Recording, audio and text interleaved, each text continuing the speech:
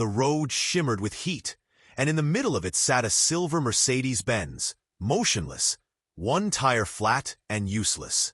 Inside the car was a man named Matthew Evans. At 78, Matthew had lived a life full of power, money, and decisions.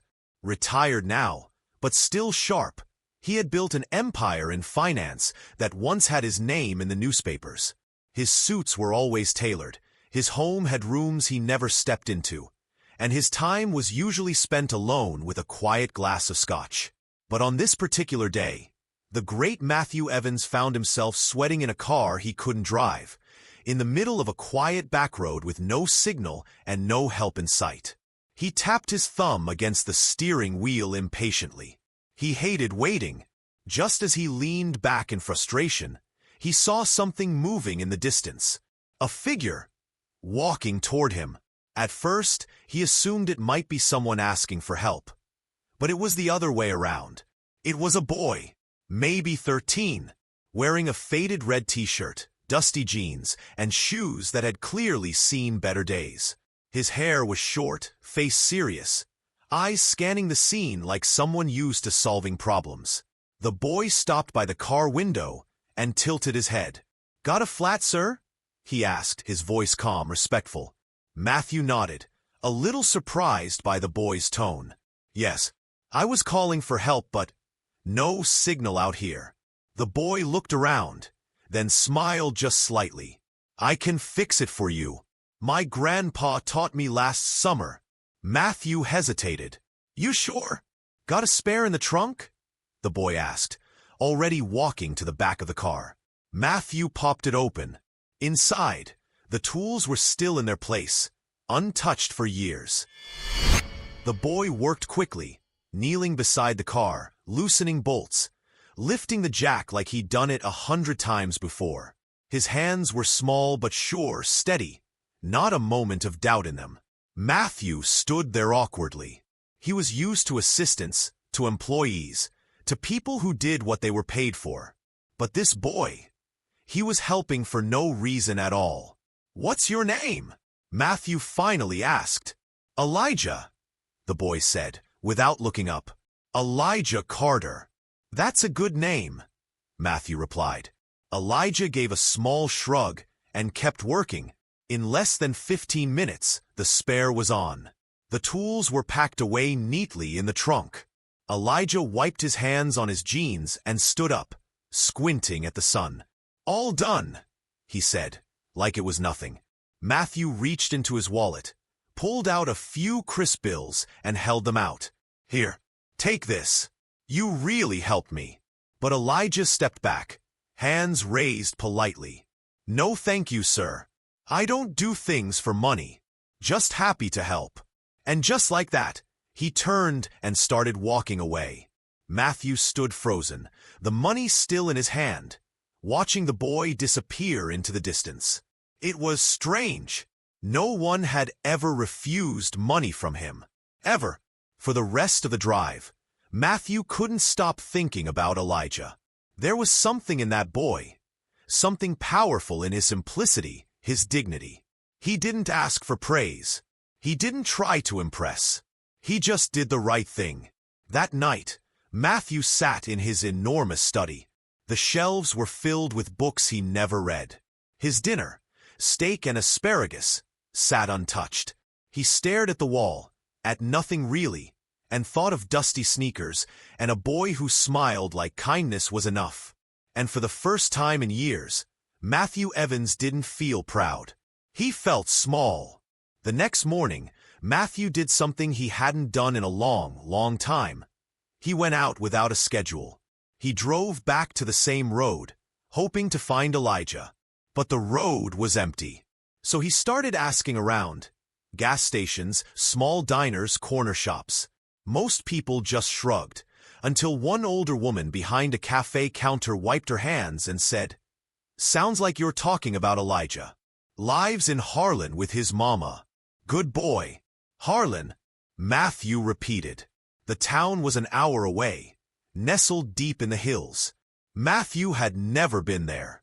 But now, something inside him was pulling, the same way the boy had walked. quietly, steadily with purpose. Harlan was smaller than he expected.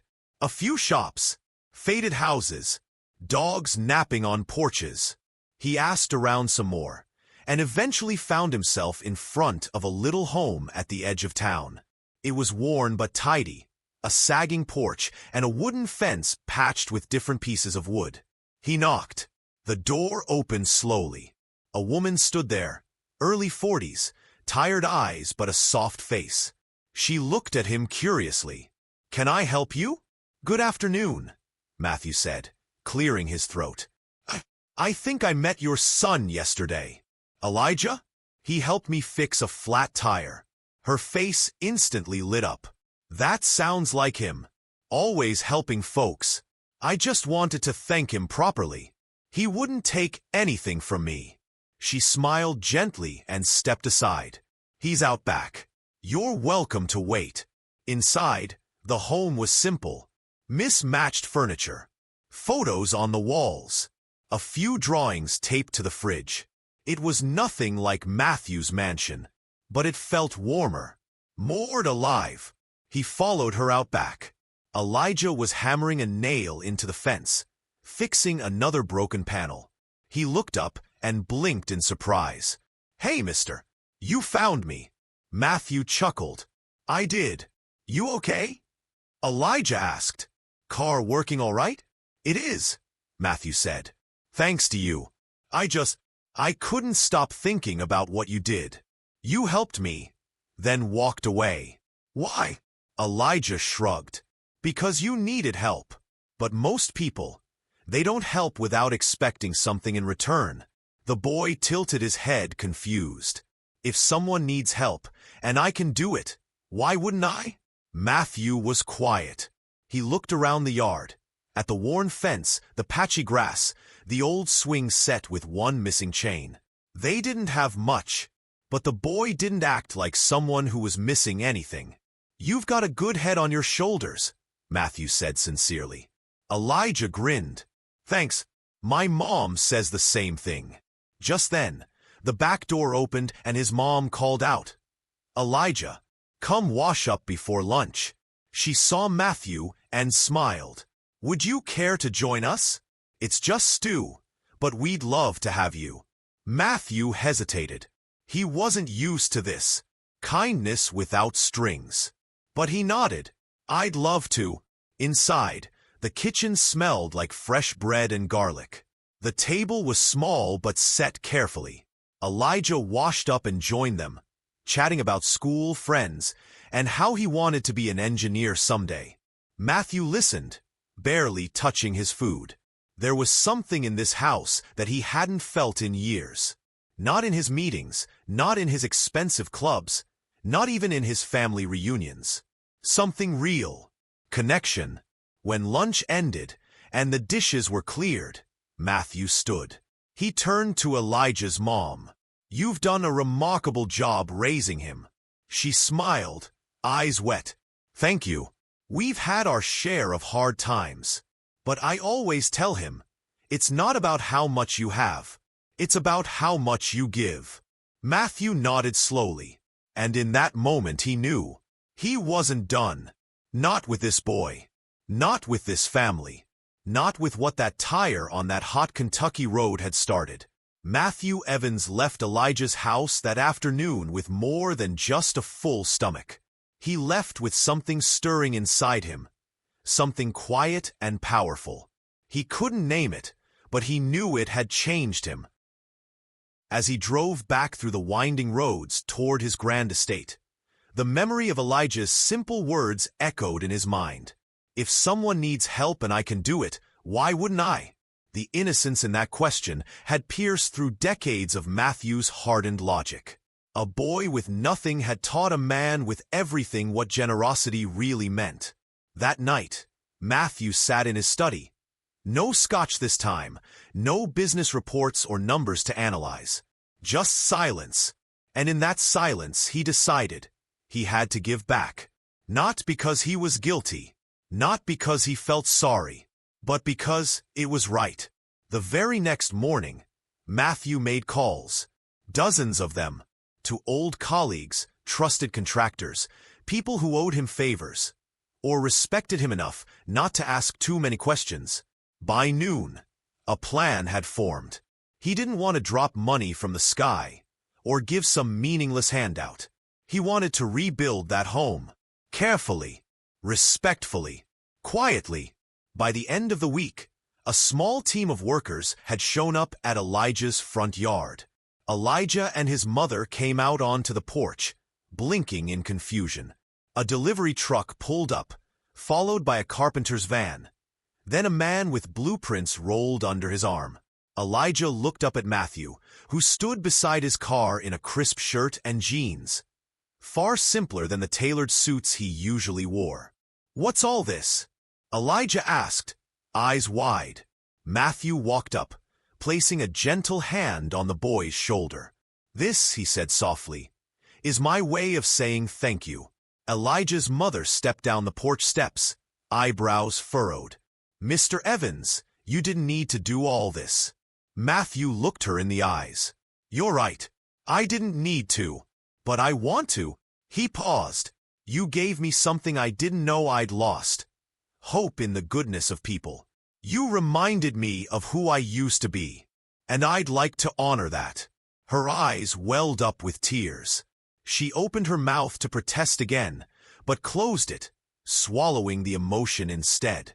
"All right," she whispered, "but only if you'll stay for dinner again." Matthew smiled. "It's a deal." Over the next several weeks, the house transformed. The porch was rebuilt with solid oak. The leaky roof was replaced. The swing set, once rusted and broken, was replaced by a new one Elijah helped design. Inside, the floors were polished, the walls painted a warm honey yellow, and the kitchen redone with new counters and appliances. Matthew visited often, not just to supervise, but to be part of it. He brought fresh bread from a local bakery, books for Elijah, even sat down for lunch breaks with the workers, laughing and swapping stories like he was one of them. Elijah couldn't help himself. He was drawn to the tools, the process. He asked a million questions. Why this screw and not that one? What's a stud finder? How do you know where to cut? One of the carpenters, a burly man named Joe, noticed Elijah's curiosity. "Want to help?" he asked one day, handing the boy a measuring tape. Elijah's face lit up. From then on, every afternoon after school, Elijah joined the workers. Learning, helping, smiling. Matthew stood to the side most days, just watching. His heart, once so used to cold calculations and careful control, now beat with something warmer, something freer. One crisp morning near the end of the project, Elijah climbed the new porch steps 2 at a time, holding a notepad in his hand. "Mr. Evans," he called, "I designed a treehouse." He waved the paper in the air, full of drawings and measurements. Matthew chuckled. "Let's see." Elijah plopped down beside him, pointing out the details. "See, it would go up in that tree out back. And I wanted to have a ladder here, and a reading nook right here." Matthew stared at the page. "You're an architect now?" he teased. Elijah grinned. "Maybe." Matthew looked at him for a long moment. "I think you're going to be something special, Elijah. Not because of the treehouse, but because you care." "That's rare." Elijah shrugged. "Mama says caring don't cost a thing." Matthew smiled. She's right. When the final day of renovation came, the house didn't just look better. It felt better. The kind of place where laughter sticks to the walls and love lives in every corner. Neighbors gathered on the lawn with homemade pies and lemonade. The kids ran up and down the yard. Even the mayor dropped by for a handshake and a smile. Matthew stood beside Elijah and his mother on the new porch. "This isn't just a house anymore," Elijah's mom said, wiping tears from her cheeks. "It's a home. You gave us a new beginning." Matthew shook his head gently. "No," he said, "you gave me one." In the months that followed, Matthew kept coming back to Harlan. He and Elijah built that treehouse together. Every plank, every nail, and every moment, Matthew felt himself letting go of the man he used to be, and becoming someone he wished he'd been long ago. He learned about the neighbors, helped fix fences, donated books to the local school, set up a scholarship fund in Elijah's name. But he never made it about himself. He never wanted credit. One day, Elijah asked him, "Why are you doing all this?" "Really?" Matthew looked at the boy and smiled. "Because I want to be someone you'd be proud of." 1 year later, Elijah stood on a small stage at a community awards night. His name had been nominated by dozens of people for Young Citizen of the Year. When he got up to speak, his voice shook, but his heart was steady. "I never thought fixing a tire would change our lives," he began. "But it did. Not because someone gave us money or built us a house, but because someone saw us. Someone believed we mattered." He looked out at the crowd, then directly at Matthew. "I want to do that for others someday, just like he did for us." That night, as the stars shimmered above Harlan, Matthew and Elijah sat side by side on the porch swing of the house they'd rebuilt together. "I always thought being rich meant being powerful," Matthew said softly. "But I was wrong." Elijah tilted his head. "What does it mean then?" Matthew looked up at the sky. "It means having enough to give something away, and still feel full inside." If this story touched your heart, don't forget to like, comment, and subscribe for more emotional and inspiring tales. Let us know in the comments, what's one kind thing someone has done for you? Until next time, stay kind, stay human, and keep the goodness alive.